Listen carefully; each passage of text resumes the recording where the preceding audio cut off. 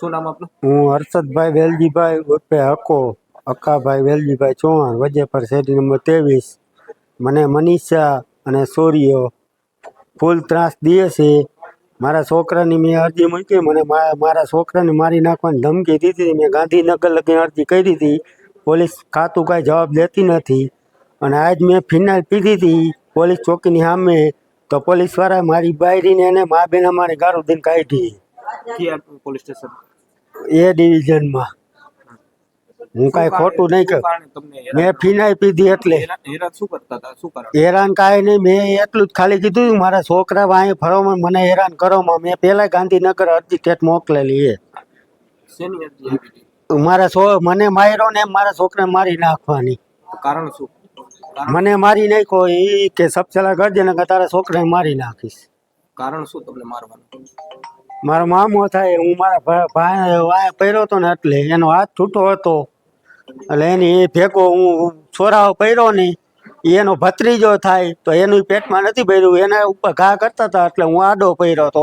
હું એના મામાનો દીકરો થાવ એટલે તેથી મારા ઉપર ઘા કર્યા હતા. અમે વાળો દારૂ વેચે છે અને ગાંજો વેચે છે, પણ ગાંજો પોલીસને આપણે કહીને કે ગાંજો પીએ છે, 24 કલાકનો ચર્ચી છે, પણ પોલીસ એમ કહે કે ગાંજો તો એ તો દારૂનું વેચાણ કહેવાય, ગાંજો તો એનું વેચાણ કહેવાય એમ કહે પોલીસ અમને આવી કે એને તો ફૂલ બંધાણી છે, એને છૂટ છે એમ કહે. અમને પોલીસે અમે ફરિયાદ કરી ને અમને જીબાની લેવાયો ને એ વ્યક્તિ પોલીસવાળાએ એમ કીધું કે એ તો ગાંજો તો વેચે પણ એને તો પીવાની છૂટ હોય ને, એ તો બંધાણી છે. તો આ દારૂ વાળા શું કરે છે ભાઈ? 5-5 રૂપિયાની કોથળી વાળાને કાંઈ નથી અને એને ગાંજાની છૂટ છે. બે ગાંજો ને દારૂ બે વેચે. જીજ્ઞા હર્ષદ ચૌહાણ. બનાવમાં છોકરાને લઈ ગયા 112 ખોટે અહીંયા હાવ ને બેઠા હતા ને બે 112 ફોન મનીષાએ કર્યો. મેં તો કેમ મારા છોકરાને લઈ ગયા એમ, તો એ બધા મારવા ને બધા આવ્યા એમ કે મારવા એમ.